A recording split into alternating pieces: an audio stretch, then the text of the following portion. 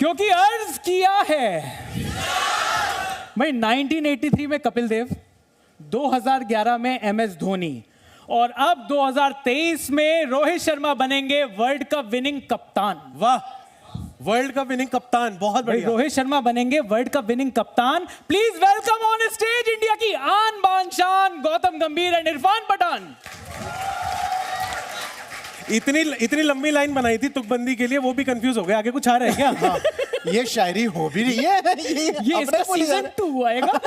गालिब साहब आके एक रख के देंगे, शायरी है। इरफान भाई, गौतम भाई, टीम इंडिया के बारे में बात करेंगे क्योंकि इस सेशन का नाम है इंडिया मांगे वर्ल्ड कप। वर्ल्ड कप चाहिए या नहीं चाहिए?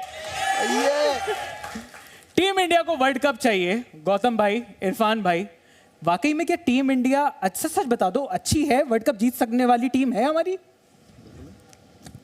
पहले तो आपने शुरुआत ही इतनी खराब करी। 1983 में हिंदुस्तान, 2007 में हिंदुस्तान, 2011 में हिंदुस्तान और अगर 2023 में भी हिंदुस्तान।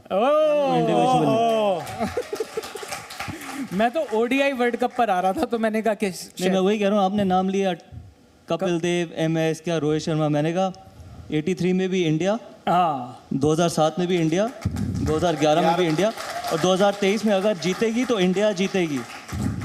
मुझे सिर्फ एक मुल्क तो ये चीज अगर आप शुरू करोगे तब आपकी टीम को सपोर्ट मिलेगा।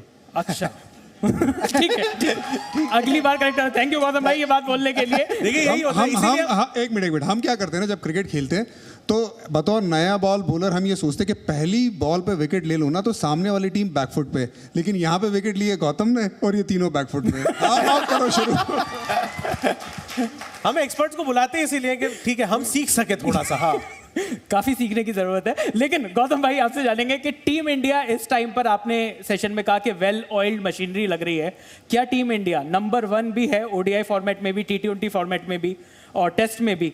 क्या टीम इंडिया वाकई में सबसे बड़ी दावेदार है 2023 के वर्ल्ड कप जीतने की? देखिए, रैंकिंग कोई मैटर नहीं करती, आपको अच्छा खेलना पड़ेगा। और मैंने इससे पहले वाले सेशन में बोला था ये कि इम्पॉर्टेंट ये नहीं होगा कि आप लीग स्टेज में कैसा खेलते हो, ऑब्वियसली इंपॉर्टेंट है क्योंकि आप अच्छा खेलोगे तभी आप सेमीफाइनल में पहुंचोगे।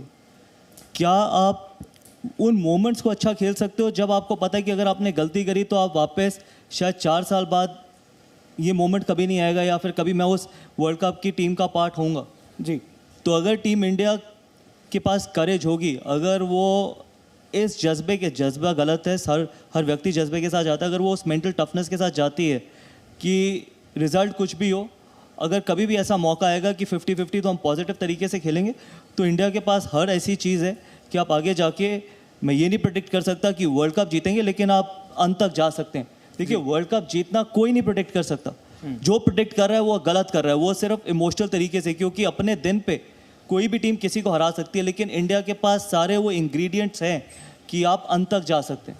जी इरफान भाई, मतलब लेकिन तीनों फॉर्मेट में इंडिया नंबर 1 तो है, थोड़ा सा तो मतलब ये कॉन्फिडेंस मिलता होगा या फिर प्रेशर, मतलब क्या ज्यादा होता है, कॉन्फिडेंस इससे ज्यादा होता है या प्रेशर ज्यादा होता है कि यार मैं तीनों फॉर्मेट में नंबर 1 हूँ? देखिए, आइडियली आप विश्व कप में जब जाते हैं ना तो ये आइडियली है कि आप जाए कॉन्फिडेंस लेके जाएं, आप सीरीज जीत के जाए, कुछ अच्छा करके जाए। तो भारत ने क्या किया है, एशिया कप जीता है अभी, ऑस्ट्रेलिया के सामने भी सीरीज जीती है, और वो जीतने से भी ज्यादा जो मेन खिलाड़ी हैं उसके साथ साथ वो भी फॉर्म में है, तो उससे फर्क पड़ता है। एक सीधा एग्जांपल है पाकिस्तान टीम का। 1.5 महीने पहले हम बात करते हैं कि Pakistan team one of the favourites हो सकती है, लेकिन बहुत सारे जो एक्सपर्ट्स हैं और बहुत सारे फैंस भी जिन्होंने कहा कि यार पाकिस्तान उतना अच्छा शायद ना कर पाए क्योंकि उनका अभी करंट फॉर्म नहीं है। तो जरूर वो मेरे हिसाब से अगर आपका कॉन्फिडेंस है वर्ल्ड कप में जाते वक्त तो बहुत ज्यादा फर्क पड़ता है। बिल्कुल। तो टीम की जो 15 मेंबर स्क्वाड है उसका शॉर्ट एनालिसिस भी हम यहाँ पर करेंगे, स्ट्रेंथ, वीकनेस, जो भी बाकी जो जितनी चीज़ें, अपॉर्चुनिटी कहाँ है, थ्रेट क्या है। लेकिन अभी के लिए जो चीज़ है टीम सिलेक्शन के बारे में अगर मैं बात करूं, जो 15 मेंबर की जो टीम है, आपके हिसाब से बेस्ट 15 मेंबर चुना गया है या फिर आपको लगता है कि थोड़ी कहीं कुछ कमी रह गई है? देखिए, वो वक्त निकल चुका है, अब जो आपके 15 खिलाड़ी हैं वही आपके बेस्ट 15 खिलाड़ी हैं और अब उन 15 खिलाड़ियों को बैक करना बहुत ज़रूरी है। अब ये चीज़ बोलना कि उसकी जगह ये होना चाहिए था, इसकी जगह वो होना चाहिए था, वो चीज़ें होती हैं जब तक स्क्वाड की अनाउंसमेंट नहीं होती। और कोई भी जब अपने देश को रिप्रेजेंट करता है तो वो ख़राब नहीं होता है जी। 140 करोड़ में सिर्फ यही 15 खिलाड़ी हैं जो वर्ल्ड कप के हिस्से हैं, खेलते तो लाखों खिलाड़ी हैं।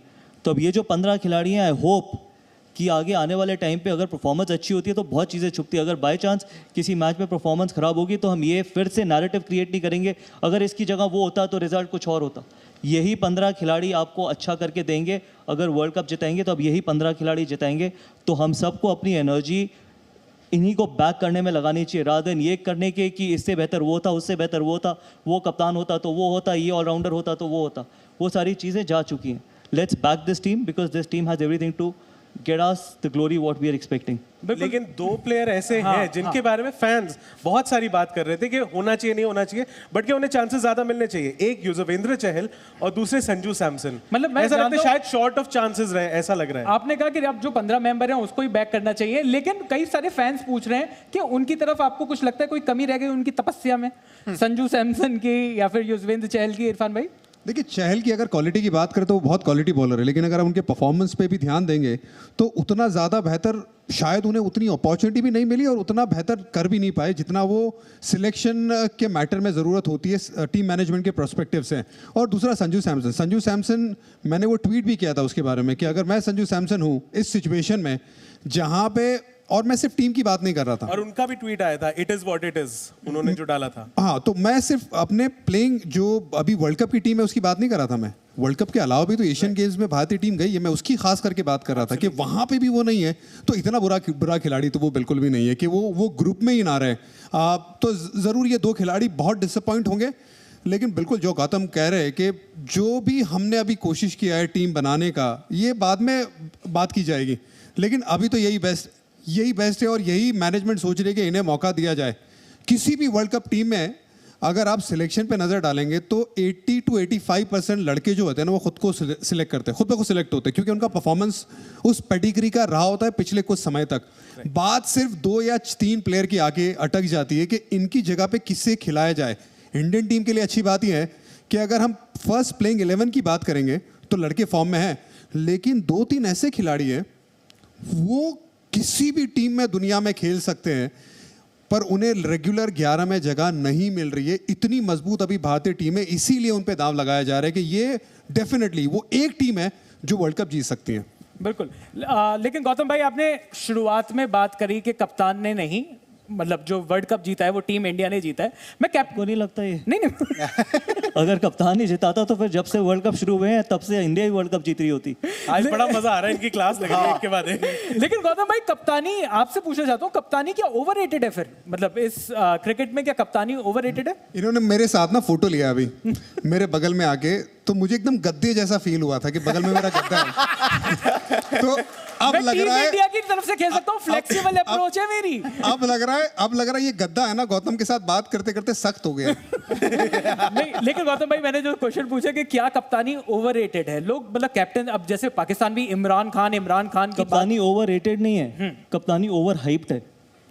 आई होप कि फर्क पता हो कि ओवररेटेड और ओवर हाइप्ड में। जी, एक कप्तान छोड़िए, एक व्यक्ति आपको एक मैच नहीं जिता सकता। वर्ल्ड कप तो बहुत दूर की बात है, किसी को विकेट भी लेनी है, किसी को कैच भी पकड़नी है, किसी को रन भी बनाने। अगर एक व्यक्ति अगर आपको वर्ल्ड कप जिता सकता होता तो मेरा मानना है कि हिंदुस्तान सिर्फ वर्ल्ड कप ही जीत रहा होता और कोई टीम वर्ल्ड कप नहीं जीतती, जितना हम ओवर हाइप करते हैं लोगों को। तो कप्तानी कभी ओवररेटेड नहीं होगी, लेकिन कप्तानी हमारे मुल्क में हमेशा ओवर हाइप की जाएगी। अभी नहीं, इससे पहले नहीं, आगे आने वाले वक्त में भी। लेकिन एज अ कैप्टन, जब कैप्टन तो चुना ही जाता है टीम का, तो जब 2023 का वर्ल्ड कप है, अब इसमें बागडोर रोहित शर्मा के हाथ में है। टैक्टिकली अगर मैं आपसे पूछना चाहूं दोनों से, आपको लगता है कि हमारे पास एक बड़ा अच्छा साउंड कैप्टन है? देखिए, साउंड कैप्टन है क्योंकि प्रूवन कैप्टन है। 5 IPL ट्रॉफीज जिताई हैं। 5 IPL ट्रॉफीज जितानी आसान नहीं है।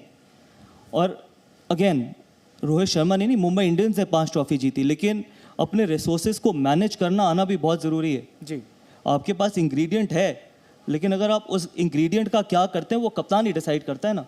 जी, कप्तानी एक ऑनर है, कप्तानी एक अल्टीमेट एम नहीं है। कप्तानी एक ऑनर है कि आपको एक ऑनर दिया गया है कि क्या आपकी जो टैक्टिकल एक्यूमन है, क्या आप क्रिकेट के बारे में कैसा सोचते हैं, क्या आप अपने बॉलिंग चेंजेस करते हैं, क्या आप टैक्टिकली बेहतर होते हैं, क्या आप डिसीजंस लेते हैं, वो आपकी रिस्पॉन्सिबिलिटी है। तो अच्छी टीम ही अच्छा कैप्टन बनाती है। अगर ऑस्ट्रेलियन टीम इससे पहले इतने वर्ल्ड कप जीती तो ऑस्ट्रेलिया के खिलाड़ी आप ऊपर से लेके नीचे तक देखिए, जी, सिर्फ एक कप्तान ने नहीं जिताया था। अगर उसी कप्तान को अगर आप उस तरीके के 10 नहीं, अगर मीडियोकर 10 खिलाड़ी जीत देते तो क्या कोई भी टीम जीत सकती है? एक ऑर्गेनाइजेशन अच्छा कब करती है? जब एक ऑर्गेनाइजेशन के सीईओ के नीचे एक अच्छी टीम हो। सिर्फ सीईओ अच्छी हो और मीडियोकर टीम हो तो ऑर्गेनाइजेशन सर्वाइव कर सकती है? टीम एक ऑर्गेनाइजेशन होती है। तो मेरा मानना है कि हम हमेशा कप्तान कप्तान कप्तान कप्तान के साथ वो 10 खिलाड़ी भी देखिए। यहाँ इरफान पठान बैठे हैं, अगर वो 3 विकेट ना लिए होते 2007 वर्ल्ड कप में तो क्या आज हम कप्तान की बात कर रहे होते? नहीं कर रहे होते। तो सिर्फ खिलाड़ी देखिए, पहले आप एज अ खिलाड़ी सिलेक्ट होते हैं, उसके बाद आपको ऑनर मिलता है कप्तानी का। अगर आप प्लेइंग 11 में नहीं सिलेक्ट हो सकते तो आपको कप्तानी कैसे मिलेगी? इसलिए मेरा हमेशा मानना रहता है कि बेस्ट 11 खिलाड़ी सिलेक्ट करिए, उसमें से एक कप्तान चुनिए, कप्तान पहले मत चुनिए। मतलब हमने तो 3 विकेट के अलावा 75 रन भी देखे थे। ऐसी देखिए बात नहीं है। गेंदबाज टूर्नामेंट जिताते हैं और ये मैं आज नहीं हमेशा से कहता आ रहा हूँ। पर इरफान भाई ने कहा कि आप मैन ऑफ द मैच होने चाहिए थे उस मैच में। देखिए man of the match matter नहीं करता। हिंदुस्तान का वर्ल्ड कप जीतना मैटर करता था, मैन ऑफ द मैच कोई भी। वाह। लेकिन अब की बार जो टीम हमारी चुनी गई है, इसके अंदर आपको सबसे ज्यादा बड़ी स्ट्रेंथ्स क्या दिख रही हैं? एज एन बॉलिंग यूनिट आपको ज्यादा स्ट्रांग लग रहा है, बैटिंग यूनिट बेहतर लग रहा है, बड़े सारे और ऐसे चेक बॉक्सेस थे कि नंबर 5 और ओपनिंग और मिडिल ऑर्डर, मतलब क्या आपको बेहतर लग रहा है अब इस टीम में? टीम इंडिया सबसे ज्यादा अच्छी कहाँ दिखाई दे रही है आपको बाकी टीमों के कंपैरिजन? देखिए मैंने अपने जहन में कभी अपने होश और आवाज़ में नहीं सोचा था कि ये टीम की जो स्ट्रेंथ इस वर्ल्ड कप में है वो इनकी गेंदबाजी है, क्योंकि इंडिया को हमेशा बैटिंग लाइनअप से ही देखा जाता था। लेकिन जिस तरीके के गेंदबाज है जसप्रीत बुमराह, मोहम्मद सिराज, कुलदीप यादव, अगर आपके पास इस तरीके के 30 ओवर हैं तो मेरा मानना है कि अगेन गेंदबाज आपको टूर्नामेंट जिताएंगे, वर्ल्ड कप जिताएंगे, बल्लेबाज सिर्फ रन बना के देंगे। इरफान भाई आपका कुछ कहना है इस चीज़ पे, स्ट्रेंथ पर टीम इंडिया की? बिल्कुल बॉलिंग कमाल की है। अगर बुमराह फिट रहते हैं पूरे टूर्नामेंट में जी। तो उनके पास वो ताकत है कि हाईएस्ट विकेट टेकर बन सकते हैं। हालांकि मैंने चुना है कुलदीप यादव को कि कुलदीप यादव वो रहेंगे, क्योंकि इतना ज़बरदस्त उनका फॉर्म है। उसमें बहुत सारी चीज़ें रहती है कि वो ड्यू आता है नहीं आता है, कितनी गेंद गिली होती है, कब गेंदबाजी करते हैं, लेकिन वो ज़बरदस्त फॉर्म में है। तो बिल्कुल बहुत टाइम के बाद ऐसा लग रहा है कि जो बॉलिंग यूनिट है वो बड़ी पुख्ता है। और अब अश्विन भी आ गए, तो अगर अश्विन खेलते लगाता तो आपके पास एक और ऐसा विकेट टेकर आया है जो बहुत ज़बरदस्त गेंदबाजी अलग अलग वक्त पे करता है। और ये सारी बॉलिंग यूनिट में अगर आप नज़र डालेंगे, बुमराह को आप नई गेंद से गेंदबाजी करा दो, कर लेंगे। बुमराह को फर्स्ट चेंज करा दो, कर लेंगे। बुमराह को एंड में करा दो, खुशी खुशी कर लेंगे। सिराज नई गेंद से गेंदबाजी कर रहे हैं, अब उनका जो आखिरी ओवर में गेंदबाजी करने का वो जो ताकत है वो बेहतर हो रहा है। अश्विन क्या स्पिनर होकर नई गेंद से गेंदबाजी कर सकते हैं? बिल्कुल कर सकते हैं। बाद में गेंदबाजी कर सकते हैं? बिल्कुल कर सकते हैं। Right hand batsman, left hand batsman, उनको कर सकते हैं।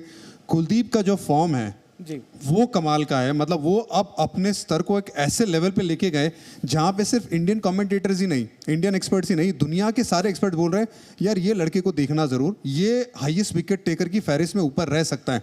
तो अगर आपके पास 4-5 ऐसे गेंदबाज है जो सॉलिड गेंदबाजी कर सकते हैं, उसमें फिर अभी तो आपने जडेजा का भी नाम नहीं लिया, हार्दिक का भी नाम नहीं लिया, वो भी गेंदबाजी करते, तो बॉलिंग बहुत मजबूत नजर आ रही है। लेकिन मुझे लगता है ना इस पूरी गेंदबाजी की जो कड़ी है ना वो एक गेंदबाज पे बहुत ज्यादा निर्भर रहती है, और उसकी गेंदबाजी से भी ज्यादा उसकी फिटनेस पे। जसप्रीत बुमराह फिटनेस पे अगर पूरी तरह से अड़े रहे तो फिर यार इंडिया के लिए चांदी ही चांदी इस विश्व कप में। बिल्कुल। तो गौतम भाई, इन्होंने कहा, आपने भी कहा, दोनों ने ही कहा कि बॉलिंग जो है वो स्ट्रेंथ है, और बैटिंग तो हम देख ही रहे हैं कि सारे बैट्समैन जो है हमारे वो फॉर्म में आते जा रहे हैं। तो टीम इंडिया में कोई वीकनेस भी लग रही है, या मतलब कुछ कमजोरी है, या फिर बिल्कुल ओके रिपोर्ट है? देखिए इस दुनिया में कोई ऐसी टीम नहीं है कि जिसमें कमजोरी नहीं है, सब टीमों में कमजोरी होगी। और अगेन सबसे बड़ी कमजोरी जब आप वर्ल्ड कप में जाते हो तो दूर करने की जरूरत यह है कि क्या आप वो प्रेशर हैंडल कर सकते हो। जी प्रेशर हैंडल करना भी एक स्ट्रेंथ और एक वीकनेस है। यही खिलाड़ी 2019 में भी थे जी, बहुत ज़्यादा फर्क नहीं था। मोहम्मद सिराज नहीं होंगे, कोई और होगा, मोहम्मद शमी थे, वो भी उतने ही अच्छे गेंदबाज हैं, लेकिन हम 2019 में वर्ल्ड कप नहीं जीते। ये सारे अगर आप खिलाड़ी उठा के देख लीजिए, 90% खिलाड़ी प्लेइंग 11 के ही हैं इस 2023 वर्ल्ड कप में भी। तो प्रेशर हैंडल करना और ना करना सबसे बड़ी स्ट्रेंथ और वीकनेस है। अगर हम वो वीकनेस को दूर कर सकेंगे तो मेरा मानना है कि हम ज़रूर वर्ल्ड कप जीत पाएंगे। लेकिन ये आपको शायद विजुअली नज़र ना आए, क्योंकि विजुअली आपको सिर्फ बल्लेबाजी, गेंदबाजी और फील्डिंग नज़र आएगी, लेकिन वो जो चीज़ अंदर जाती है, जो वो प्रेशर सिचुएशन में जो आप अंदर फील करते हैं, उसको कैसे आप मैनेज करते हैं, वो डिसाइड करेगा कौन जीतेगा। लेकिन कुछ टाइम पहले इंग्लैंड के पूर्व कप्तान नासिर हुसैन साहब ने कहा था कि इंडिया नॉकआउट टूर्नामेंट्स के बारे में उन्होंने बात करी थी और कहा था कि इंडिया प्लेज टिमिड क्रिकेट, कि बड़ा थोड़ा सा डरपोक से हो जाते हैं, कुछ इस तरीके का इसका मतलब ट्रांसलेशन निकलता है। तो नॉकआउट मैचेस में इंडिया को क्या हो जाता है? प्रेशर वाली बात है भाई? मैं थोड़ा क्लियर कर दूं उसमें, मैं था वहाँ पे जब उन्होंने ये बात की थी। उन्होंने उस पर्टिकुलर मैच के बारे में बात की थी, वो ओवरऑल बात नहीं कर रहे थे। क्या होता है ना कि वो स्टेटमेंट थोड़ा सा बहुत ज़्यादा बदल बदल की बात की जाती है। उस दिन उन्होंने भी वही बात की थी और उन्होंने इंग्लिश जुबान में बात की और नासिर हुसैन ने, हमने भी यही बात की थी कि थोड़े से सहमे हुए नज़र आए थे। लेकिन देखिए, वो टीम कॉम्बिनेशन पे भी डिपेंड करता है, आपके पास क्या क्वालिटी उस वक्त मौजूद है उससे भी डिपेंड करता है। और वहाँ पे मुझे लगता है बहुत ज़्यादा वो जो T20 वर्ल्ड कप की जिसमें आपने नासिर हुसैन ने बात की थी, वहाँ पे हम लोग थोड़ा सा ज़्यादा संभल के क्रिकेट खेलने की कोशिश कर रहे थे T20 क्रिकेट में, लेकिन वो फॉर्मेट अलग, वो साल अलग, वो टीम अलग, ये अभी टीम अलग है। और वनडे फॉर्मेट में ऐसे ऐसे खिलाड़ी है इस टीम के पास जो बहुत ज़्यादा वर्ल्ड क्रिकेट में नाम कमा सकते हैं, सिर्फ भारत में ही नहीं। गौतम भाई, आपने प्रेशर की बात करी कि प्रेशर किस तरीके से झेला जा सकता है। लास्ट 3 वर्ल्ड कप में जो होस्ट नेशंस हैं वो ही वर्ल्ड कप जीत रहे हैं। 2015 में बात करें तो ऑस्ट्रेलिया ने जीता, 2019 में इंग्लैंड ने जीता। अब 2023 में जब इंडिया में ये मैच है, ये जो प्रेशर है जब इंडियन पिचेस पर इंडियन टीम खेलती है, प्रेशर ज्यादा है या प्रेशर कम है? मतलब अपनी पिचेस को समझने का प्रेशर कम है या अपने इतने सारे लोग देख रहे हैं, उम्मीद रख रहे हैं, तो प्रेशर ऑटोमेटिकली ज्यादा हो जाता है? देखिए, एक चीज़ और है कि वर्ल्ड क्रिकेट में, वनडे क्रिकेट में ना सारी पिचेस एक जैसी हो गई हैं। अब ऑस्ट्रेलिया नहीं रही, इंडिया नहीं रही। अगर आप इंग्लैंड नहीं रही, इंग्लैंड में भी 400 रन बनते हैं, ऑस्ट्रेलिया में भी 400 रन बनते हैं, इंडिया में भी 350 रन बनते हैं। तो वनडे क्रिकेट या T20 क्रिकेट में अब वो विकेट्स मैटर नहीं करती। लेकिन हाँ, जब आप घर पे खेलते हो तो आप बहुत चीज़ें जो आप ओवरसीज़ होते हो तो आप इग्नोर करते हो, वो आप घर पे नहीं इग्नोर कर पाते। फॉर एग्जांपल, अगर आप कोई मैच हार के किसी और वेन्यू पे जा रहे हो तो जिस तरीके से एयरपोर्ट्स पे या फिर होटल्स में या फिर फैंस जिस तरीके से, या फिर फॉर एग्जांपल बाकी जो मीडियम्स हैं जो आप इग्नोर करना चाहते हो भी वो नहीं कर पाते, तो वो जो नेगेटिविटी है और वो जो प्रेशर बिल्ड होता है वो बहुत ज़्यादा एक विशियस सर्कल है। आप ऑस्ट्रेलिया में, इंग्लैंड या न्यूजीलैंड में हो, न्यूजीलैंड में आपको इंडियन फैंस कोई 500 मिलेंगे, वही यहाँ पर आपको 5000 मिलेंगे। कोई 500, एक चीज़ 500 लोग कह रहे हैं और एक वही चीज़ 5000 लोग कह रहे हैं, तो उसका इम्पैक्ट अलग होगा। तो वो क्या, किस तरीके से आप हैंडल कर सकते हैं ये स्क्वाड, वो मैटर बहुत करेगा। इसलिए प्रेशर सिर्फ ऑन द फील्ड नहीं है, ऑफ द फील्ड भी है। तो चलिए, अब थोड़ी सी हमने 15 के बारे में बात कर ली। इंडिया का जो पहला मैच है वर्ल्ड कप में वो ऑस्ट्रेलिया से है। प्लेइंग 11 के बारे में बहुत सारी बातें हो रही हैं कि टीम को कॉम्बिनेशन अच्छा रखना पड़ेगा। क्या जो बैलेंस बनाया, क्या होता है 15 में से बेस्ट 11 चुनने जाने ज़्यादा ज़रूरी है या बेस्ट वो 11 जो अच्छा बैलेंस दे सकें? और आपकी नज़र में जो इंडिया ऑस्ट्रेलिया का मैच है उसमें अगर प्लेइंग 11 के बारे में बात कर सकें, आपको क्या लगता है कि क्या प्लेइंग 11 खेलनी चाहिए? चेन्नई में मैच है, देखिए, बेस्ट 11 सेलेक्ट करनी बहुत ज़रूरी है depending on the situation, conditions, opposition. आप कोर फिक्स रख सकते हैं लेकिन आप ऑपोजिशन को देख के भी 1 या 2 चेंजेस करते हैं। मेरा मानना है कि आप चेन्नई में खेलेंगे तो आपको 3 स्पिनर के साथ उतरना चाहिए। ये मेरी पर्सनल ओपिनियन है। अश्विन, जडेजा, कुलदीप, हार्दिक आपके 3rd सीमर हो, बट किस तरीके से इंडिया उतरती है, रोहित शर्मा सोचते हैं कैसी विकेट होने वाली है, क्या घास होने वाली है, नहीं होने वाली, कैसी कंडीशंस होगी, वो देखा जाएगा। बट अगर अश्विन और 3 स्पिनर्स के साथ इंडिया उतरेगी तो वो बेहतर कॉम्बिनेशन है। और पेसर्स में जो 3 पेसर्स में 2 पेसर को चुनने की जो, देखिए, वो ऑटोमेटिक चॉइस है, मोहम्मद सिराज, जसप्रीत बुमराह और हार्दिक पांड्या। ओके, इरफान भाई, आपकी प्लेइंग 11 क्या कुछ इसी तरीके से है? हाँ बिल्कुल, क्योंकि चेन्नई में हालांकि ज़रूर हम सोचते कि स्पिन होगा, ये हमारी एक नेशनल थिंकिंग रहती है, लेकिन विश्व कप का पहला मैच है और वहाँ पे मुझे लगता है कि बल्लेबाजी के लिए बहुत अच्छी पिच देखने को मिलेगी। उसके बावजूद जो गौतम ने कहा, बिल्कुल सहमत कि आप 3 स्पिनर के साथ जाइए, अश्विन, जडेजा और कुलदीप, यहाँ पे आपको सॉलिड क्वालिटी नज़र आती है। और फिर आपके पास 2 फास्ट बॉलर हैं जो नए बॉल से बॉल डालते हैं और उसमें से एक बॉलर तो ऐसा है जो हर फेज़ में बॉल डालता है, बुमराह और सिराज। और इस वजह से थोड़ा अभी शामी, हालांकि 5 विकेट लिए थे अभी उन्होंने, तो वो शायद थोड़े पीछे रह जाएंगे। फिर तीसरे हार्दिक पांड्या, और बैटिंग में भी अभी बहुत ज़्यादा क्लैरिटी आ गई है, जो कॉम्बिनेशन है। आपने एक सवाल पूछा था कि क्या कोई कमी है भारत के पास? देखिए, 2 चीज़ों पे मुझे लगता है बहुत ध्यान देना होगा भारत को इस पूरे विश्व कप में। एक, रविंद्र जडेजा की बल्लेबाजी, ये बहुत क्रूशल है, क्योंकि जहाँ पे वो बल्लेबाजी करते हैं वो नंबर 7 पे बल्लेबाजी करते हैं। वो बहुत क्रूशल वक्त पे उनकी बल्लेबाजी आएगी। उनसे आप ये मत एक्सपेक्ट करिए कि भाई ये वर्ल्ड कप में ना 400-500 रन बना देना, उतना मौका भी नहीं मिलेगा। पर जब जब मौका मिले, वो जो स्ट्राइक रेट है जो अभी तक पिछले कुछ समय से 70 के आसपास चल रहा है वनडे क्रिकेट में, उसको थोड़ा बढ़ा दें। और वो अगर कर देते हैं तो फिर ये टीम ज़बरदस्त बल्लेबाजी यूनिट में अनबीटेबल हो सकती है। और दूसरा, ऐसा वक्त आएगा जहाँ पे गेंद गीली होगी, ड्यू आएगा, आप डिफेंड कर रहे हैं, वहाँ पे आखिरी के 10 ओवर में कैसी गेंदबाजी करती है भारत, मेरी नज़र ये 2 चीज़ों पे रहेगी। और वो लेफ्ट राइट कॉम्बिनेशन जिसके बारे में इतना शोर है गौतम भाई, मतलब बाकी टीमों के बारे में जब हम बात करते हैं कि लेफ्ट राइट कॉम्बिनेशन दिखाई देता है, पर जिस तरीके से इंडिया, अगर जो हम आपकी प्लेइंग 11 के बारे में भी अगर बात करें तो ऐसा सा लग रहा है कि सारे राइट हैंडर्स हैं पहले टॉप 5 नंबर 5 पे अगर हम बात करें, मतलब 1 2 3 4 जो है वो राइट हैंडर्स दिख रहे हैं। नंबर 5 पे शायद आपको ऑप्शन मिल सकता है कि अगर ईशान किशन खेलते हैं तो ईशान किशन है आपकी प्लेइंग 11 में वैसे? दो लेफ्ट हैंड जो बल्लेबाज है वो रिटायर हो गए तो अभी जगह नहीं मिलेगी, सूखा पड़ा है टीम इंडिया में। बट नंबर 5 पे फिर कौन खेलने वाले हैं? मतलब आपके हिसाब से कौन बेहतर चॉइस है? श्रेयस अय्यर बेहतर है, सूर्या बेहतर है, ईशान बेहतर है? देखिए, ये मैटर नहीं करता कि राइट हैंडर है या लेफ्ट हैंडर है, मैटर ये करता है कि क्वालिटी है या क्वांटिटी है। क्वालिटी अगर आपके पास है तो आप ऊपर से लेके नीचे तक 11 राइट हैंडर हो, वो भी आपको वर्ल्ड कप जिता के दे सकते हैं जी। तो ये जो डिबेट है कि लेफ्ट हैंडर होने चाहिए, टॉप 6 में 2 लेफ्ट हैंडर होने चाहिए, फालतू की डिबेट है। ये सिर्फ इसलिए डिबेट की गई है क्योंकि डिबेट आप करना चाहते हैं। इन टॉप 5 या 6 बल्लेबाजों में जो आपके पास हैं, इनमें से आप मुझे बताइए कौन इनमें से बेहतर है जो बाहर बैठा है। श्रेयस अय्यर ने अभी तो 100 बनाया है ऑस्ट्रेलिया के खिलाफ एक मैच पहले, अब उसके ऑटोमेटिकली केएल राहुल ने एशिया कप में 100 बनाया है। तो अब नंबर 6 तक तो आपके पास सारे ही राइट हैंडर है, लेकिन उन सारे राइट हैंडर्स की क्वालिटी और रन तो देखिए आप। जी। कौन सा ऐसा लेफ्ट हैंडर है इस देश में जो इन 6 खिलाड़ियों को रिप्लेस कर सकता है? कोई नहीं कर सकता। ईशान तो फिर किशन? ये डिबेट ईशान किसकी जगह आएगा आप बताइए? नहीं, मैं आपसे पूछ नहीं, रहा आ ही हूँ नहीं कि सकता ना, क्योंकि श्रेयस अय्यर ने अभी तो 100 बनाया है एक मैच पहले। ईशान किशन, जब मैंने ईशान किशन का बोला था कि ईशान किशन प्लेइंग 11 में होना चाहिए था, उस टाइम पे श्रेयस अय्यर फिट नहीं थे। जी। श्रेयस अय्यर अगर फिट होके रन बना के अगर 100 बना के आए तो श्रेयस अय्यर को ही खेलना चाहिए। अल्टीमेटली नाम पे मत जाइए, फॉर्म पे चाहिए। वर्ल्ड कप आपको फॉर्म वाले खिलाड़ी जिताएंगे, नाम नहीं जिताएगा। जो खिलाड़ी फॉर्म में है, जिनके पास रन है, जिनके पास विकेट्स हैं, वही आपको वर्ल्ड कप जिता के देंगे। अगर कोई 9 मैच है, 9 मैच में अगर कोई 3 या 4 मैच में अच्छा नहीं करता, तब आप डिस्कस करिए कि कोई और जो बाहर बैठा है वो उसको रिप्लेस कर सकता है। 2011 में जब हम वर्ल्ड कप खेले थे तो 90% ऑफ द मैचेस हमारी प्लेइंग 11 सेटल ही थी।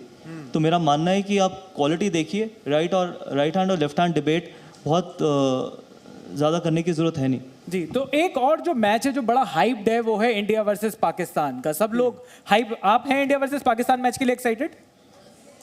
ये कैसी ये एक्साइटमेंट? तो बिल्कुल एक्साइटमेंट नहीं नजर आ रही है यार। जीतेगा भाई, जीतेगा।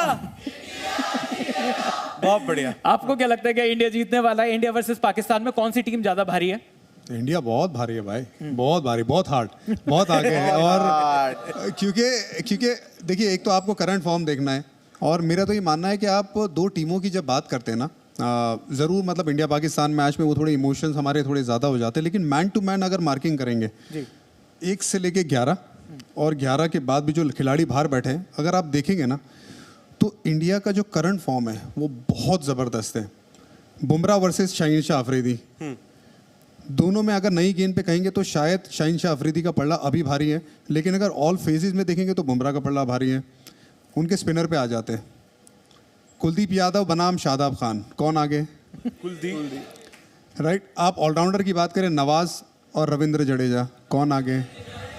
मैं तो इरफान पठान कह रहा था। हम तो पुरानी बात हो गई, लेकिन अगर आप वैसे प्लेयर्स की तरफ आगे पीछे जाएंगे और ऊपर चले जाते हैं ओपनर्स में, फखर जमान का फॉर्म है नहीं, उसके सामने शुभमन गिल, कौन आगे? शुभमन। फॉर्म, मैं करंट फॉर्म की बात कर रहा हूँ। दूसरे अपने रोहित शर्मा, वहाँ पे अभी दूसरा ओपनर इमाम की बात करें, इमाम का फॉर्म अभी नीचे गया है। अगर इमाम के साथ तो शायद फखर खेले भी ना, उन्हें तो वो भी असमंजस है। तो अब्दुल्ला शफीक की बात चल रही है, तो कौन आगे? रोहित शर्मा आगे। सो कई ऐसी पोजीशंस है जहां पे इंडिया बहुत आगे, इसी वजह से मैं बार बार कह रहा हूँ। विराट कोहली, बाबर आजम की बात नहीं करी वहां पे लेवल फील्ड हो जाएगी अभी। अच्छा। फिलहाल हो जाएगी, क्योंकि अभी रैंकिंग में भी देखे तो बाबर अभी आगे, और उनके पास वो क्लास भी है, नो डाउट। जो अच्छा प्लेयर है वो अच्छा प्लेयर है, वो किसी भी टीम का हो, और उसको वो रिस्पेक्ट इंडिया में मिलेगी जरूर, क्योंकि हम क्रिकेट की बात करें यहाँ पे। तो वहां पे आप लेवल फील्ड करेंगे, कहीं तो लेवल फील्ड करेंगे ना भाई, खेलने आए। मतलब ऐसा तो नहीं होगा ना कि हम हर जगह पे आगे निकल जाएंगे, लेकिन बहुत अच्छा फॉर्म है भारतीय टीम के सारे इंडिया के आगे लगभग 30 के आसपास है, और जिम्बाब्वे के आगे ऐसे लोग कहते हैं कि 114 के आसपास है। मतलब तो जो इंडिया के खिलाफ अगर अच्छा प्रदर्शन नहीं है, और दूसरी बड़ी बात गौतम भाई आपसे जानेंगे क्या शाहीन अफरीदी का भूत उतरा है क्या? वो जो 228 रन की जो जीत थी टीम इंडिया की, अब क्या शाहीन अफरीदी थोड़ा कम थ्रेट लग रहे हैं क्या? देखिए, एक मैच में शाहीन अफरीदी नहीं हो सकते और एक मैच में शाहीन अफरीदी का भूत उतर नहीं सकता। तो जब शाहीन अफरीदी ने 5 आउट करे थे तब भी कोई भूत नहीं था, जब उन्होंने कोई विकेट नहीं ली तब भी कोई भूत नहीं था। दिन नया है, कंडीशंस नहीं है। एक क्रिकेटर के सामने चाहे कोई भी गेंदबाज गेंदबाजी कर रहा हो, कोई भी बल्लेबाज बल्लेबाजी कर रहा हो, कोई भी गेंदबाज उसको आउट कर सकता है, कोई भी बल्लेबाज किसी के खिलाफ रन बना सकता है। लेकिन हाँ, जो आपने बात बोली है कि 14 अक्टूबर को क्या होने वाला है, 14 अक्टूबर को आप इतनी हाइप देखेंगे कि आपको लगेगा कि सिर्फ वर्ल्ड कप 14 अक्टूबर को ही शुरू हुआ है और 14 अक्टूबर को ख़त्म हुआ है। सच्चाई वो नहीं रहने वाली। सच्चाई जब भी फाइनल है वो असली वर्ल्ड कप का फाइनल होगा। और आपका जो सवाल है कि भाई किसी टीम के साथ उनका एवरेज 114 है, किसी के सामने हमारे सामने 30 है। जब 114 का उनका एवरेज आया तो बाकी खिलाड़ी भी खेल रहे थे, सिर्फ अकेले वो नहीं खेल रहे थे। और हमारे सामने जो उनका औसत कम है तो सैंपल साइज बहुत छोटा है, क्योंकि ज़्यादा वनडे क्रिकेट हुआ ही नहीं है। तो ये जो आंकड़े कई बार ना पूरी कहानी बयां करते नहीं है, लेकिन अगर आप वो 1.5-2 साल का क्रिकेट देखें तो उन्होंने बहुत अच्छा क्रिकेट खेला है। बिल्कुल। एक बात हम करना चाहते हैं, क्योंकि 2023 का वर्ल्ड कप है, इंडिया में ये वर्ल्ड कप हो रहा है। जब लास्ट टाइम इंडिया में वर्ल्ड कप था 2011 में, तो वो हमने वर्ल्ड कप जीता था। गौतम भाई तो उसके सूत्रधार थे। गौतम भाई, अगर वैसे आप एराज को कंपेयर नहीं करना चाहते, लेकिन अगर टीम कॉम्बिनेशंस की अगर बात करें, क्या टीम कॉम्बिनेशन अब जाकर ऐसा लगता है, क्या आपको उस टाइम पर लगता था कि 2011 में जो टीम इंडिया खेली थी उसके सारे बेसिस कवर्ड थे, या फिर ऐसा क्योंकि वो जीत गए तो हमें अब ऐसा लगता है, और इस टीम को अभी आपको कुछ डिफरेंसेस लगते हैं क्या? 2011 वाली टीम जैसा दम लगता है इस टीम में? इस टीम के पास जो तेज गेंदबाजी है, मुझे नहीं लगता कि ऐसी गेंदबाजी भारत के इतिहास में किसी भी टीम के पास इस तरीके के तेज गेंदबाज होंगे इकट्ठे। जी, ऐसे नहीं कि एक या दो तो हमेशा ही अच्छे थे। उस टाइम पे ज़हीर खान थे, 2007 में इरफान पठान, आरपी सिंह थे। लेकिन अगर आप इस स्क्वाड की तेज़ गेंदबाजी देखें, मोहम्मद सिराज, मोहम्मद शमी और जसप्रीत बुमराह, 3 ऐसे गेंदबाज जो किसी भी वर्ल्ड की टीम में प्लेइंग 11 में फिट हो सकते हैं। तो अगर आप इन 2011 और 2023 की टीमों को अगर आप कंपेयर करेंगे, तो अगर ये गेंदबाजी होती 2011 की, तो शायद चीज़ें और आसान हो जाती, क्योंकि इतनी क्वालिटी भारत के इतिहास में, क्रिकेट में, मुझे नहीं लगता कि एक टाइम पे कभी भी किसी टीम में आई होगी। नहीं, अगर मोहम्मद शामी जैसा खिलाड़ी बाहर बैठ रहा है, इसका मतलब ये एक कॉम्प्लीमेंट है हमारी टीम के लिए कि कोई भी टीम विश्व में, चाहे आप ऑस्ट्रेलिया ले लीजिए, इंग्लैंड ले लीजिए, साउथ अफ्रीका ले लीजिए, वो चाहेगी कि हमारी टीम में भी मोहम्मद शामी जैसा गेंदबाज हो। लेकिन वो कंसिस्टेंटली 11 में नहीं खेल रहे, तो ये उस तरीके की हमारी तेज गेंदबाजी अभी यूनिट बन चुकी है।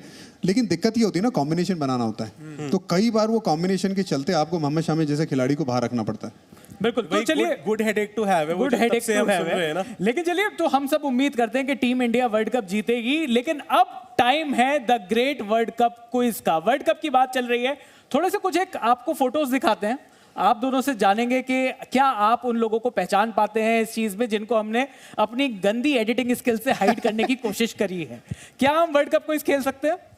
सर, पहली इमेज, ये कौन से खिलाड़ी तो दिख रहे हैं, दूसरे कौन है? दूसरे कौन है? गौतम भाई, आप गैस करना चाहेंगे क्या? सचिन। इरफान भाई, आपका गैस? यार, ये तो सचिन पाजी है। सचिन भाई, आंसर क्या है? तेंदुलकर पाजी। तालियां बजाएं सचिन पाजी के लिए। चलिए, इमेज नंबर 2 की तरफ चलते हैं। ये एक मिनट। हाँ, यार, हमसे मत पूछो, वो देखो जवाब दे ही रहे हैं। और यार, इतनी मेहनत करके आए। रॉबिन उथप्पा। और ये भी कब किया था मैं बता दूं आपको। हाँ, ये बॉल आउट में बॉलिंग करके ये अपने आप को ना 30 मार खान समझ रहा था, उसके बाद उसने किया। तो बॉल आउट में आपको क्यों नहीं मौका दिया गया? मैं चौथे नंबर पे था। अच्छा, तो पहले, क्योंकि देखिए हमारे लिए ये जरूरी था उस मैच में, हमें याद है भज्जी भाई थे, सहवाग भाई थे और रॉबी भाई थे। हाँ, सो उसमें ये बात हुई कि देखिए स्कोर लेवल हो गया ना, इसका मतलब जो अगले क्वालिफिकेशन राउंड में जाने के लिए हमारा जाना पक्का हो गया था। तो काफी रिलैक्स मामला हो गया था। जरूर हम बॉल आउट जीतना चाहते थे और उसकी हमने तैयारी भी की थी पूरी तरह से। हम एक लौती टीम थी जो प्रैक्टिस कर रही थी, जिसमें सारे बॉलर भी तैयारी कर रहे थे। तय यह हुआ कि यार सब बॉलर लोग तो करते ही है ना, हमें भी करने दो। तो वीरू भाई ने भी किया, रॉबिन उत्तपा ने भी किया, और मैं जाने वाला था लेकिन रॉबिन ने मांग के धोनी को बोला कि नहीं मैं जाऊंगा, तो then he was third, then he did it. बिल्कुल आइकॉनिक सेलिब्रेशन है ये, एक बार उन्होंने तालियां हो जाए सोच टीम रखा इंडिया था। के लिए। मेरे ख्याल से उन्होंने सोच रखा था मैं करूंगा और ये करूंगा मेरे ख्याल लेकिन कौन सा बेहतर लगता है आपको, बॉल आउट या super over? Super over any day. Gautam भाई आप सुपर ओवर या बॉल आउट? नहीं, सुपर ओवर। Super over. चलिए अगली इमेज की तरफ चलते हैं, गौतम भाई बताएंगे।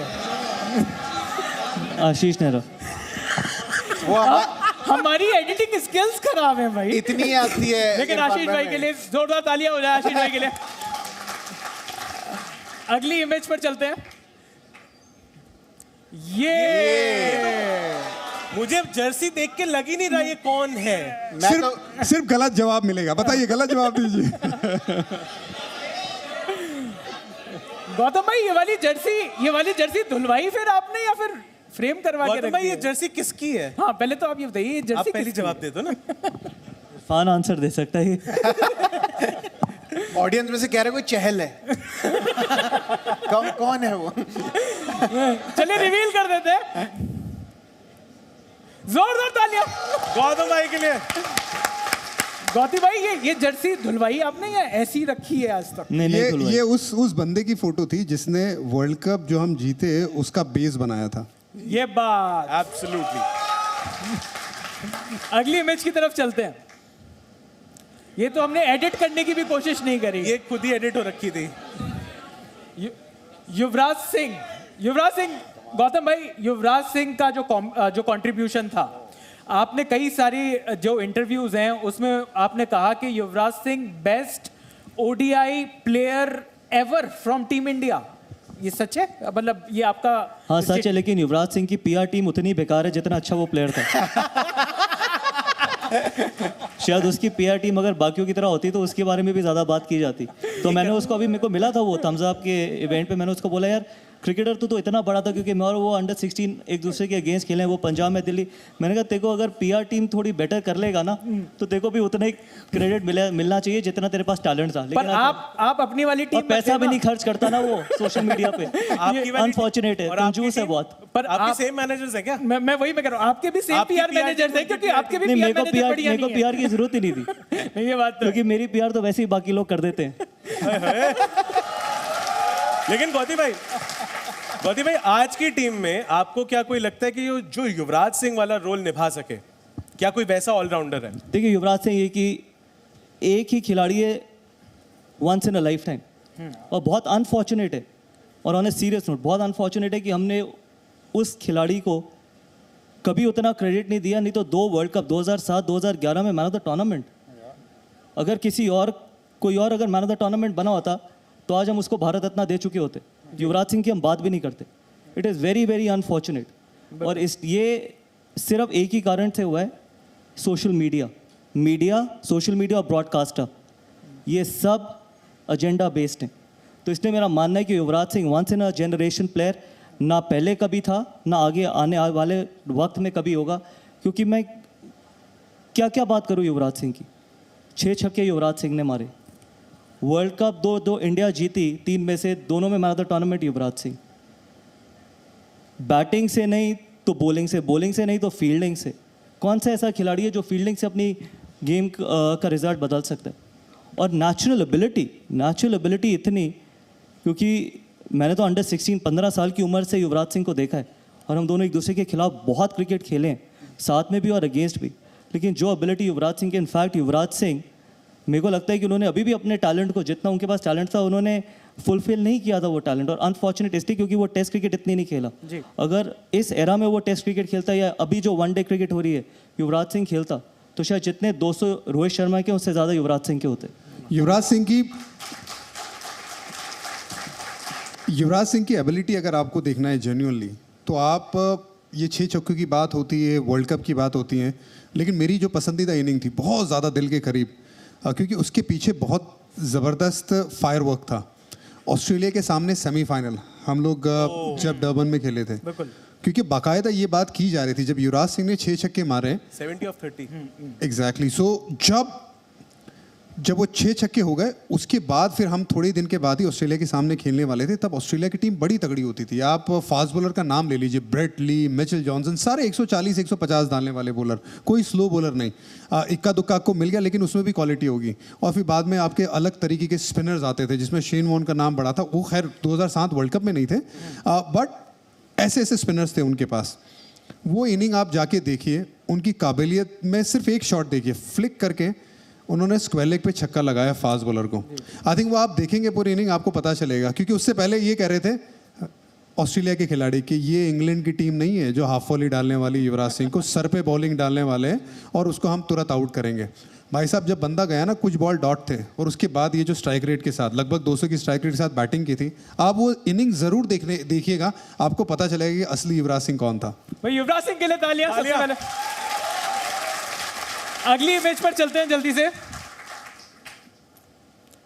ये तो मुश्किल है। ये तो बड़ा मुश्किल इरफान लग भाई रहा आप गेस कर पा रहे हो क्या? ये गौतम भाई गैस करेंगे। गौतम भाई, Andrew Symonds, late Andrew Symonds को आउट किया, कौन है ये बॉलर आपके हिसाब से? इरफान भाई लगता है समझ गए हैं। आपको तो माइक पर कहो कि मुझे नहीं पता। आरपी सिंह। डिसअपॉइंट हो गया यार मैं। दोस्त भाई इमेज प्ले करिए। दोस्त मेरे ख्याल से गौती भाई का एंगल सही नहीं बैठ रहा है। मैं बहुत खराब हूँ गैस करने में। तो चलिए इसी बात पर एक और। इरफान पठान। हाँ ये बढ़िया है। ये मुश्किल है। ये क्राउड बहुत ज्यादा एकदम से खुश हो रहा था। इरफान अब भाई guess करके आप बताओ।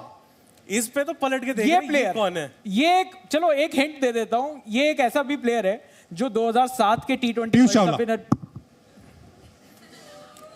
भाई इमेज दिखा दीजिए, आधे हिंट में ही बता दिया गया है। अगली इमेज की तरफ चलते हैं। ये कौन है? अब बोलते इरफान पठान। भाई इमेज दिखा दीजिए। आरपी सिंह। हनी सिंह कौन कह रहे थे? हनी सिंह। अब आप कुछ तो शर्म कर लो। नेक्स्ट इमेज पे चलते हैं। हाँ, ये आप ऑस्ट्रेलिया के बारे में बात कर रहे थे। ये अच्छी edit है ये तो फोटो ही नहीं दिख रहा, कैसे गैस कर रहे हो? पहले मुझे ये बताओ, क्या देख रहे हो बे? गैस कर रहे हो भाई? क्या देख के? एग्रेशन देखकर शायद कर रहे होंगे। शीसन जी का जो एग्रेशन था, इरफान भाई, ये जो ऑस्ट्रेलिया के आप मैच की बात कर रहे हो, यहाँ पर अगेन गिलक्रिस्ट को आउट किया, हेडन को आउट किया। ये वाला मैच टीम इंडिया जब खेलने गई थी तो कौन फेवरेट्स कौन था उस टाइम पर? ऑस्ट्रेलिया फेवरेट्स थी और सबने ये बोला था कि ऑस्ट्रेलिया फेवरेट्स है। और आप के टीम में अगर ऐसे खिलाड़ी हो जो बॉलिंग में भी दमखम रखे, बैटिंग में भी दमखम रखे, हसी जैसा प्लेयर था उनके पास जो बहुत तगड़ा प्लेयर था। उसने लेट क्रिकेट शुरू किया, लेजेंड बन के ख़त्म किया, एक से बढ़कर एक खिलाड़ी थी। तो उस आई थिंक वर्ल्ड कप की सबसे ज़बरदस्त क्वालिटी टीम कोई थी उस दौरान, तो ये ऑस्ट्रेलिया ही थी। तो चलिए अगली इमेज और लास्ट इमेज है जो हम देखेंगे अब। ये कौन है? ये तो अब ये इरफान भाई के पास मौका है। इरफान भाई अब बता दो ये कौन है। Guess करिए। बता दो ये। मुझे नहीं पता। गेस तो कर दो इरफान भाई। इरफान भाई कुछ तो गैस करिए, कौन है ये प्लेयर? इरफान भाई कह रहे हैं मैं गैस करता हूं, तुम्हारा एडिटर खराब है। मैं बताता हूँ, सीधी बात, नो बकवास। चलिए दिखा देते वो हैं। प्लेयर है। हाँ, गौती भाई एक बार जोरदार तालियां हो जाए। तो बस इस सेशन को एंड करने का लगभग टाइम आ गया है। जल्दी से प्रिडिक्शन टाइम हो जाए थोड़ा सा।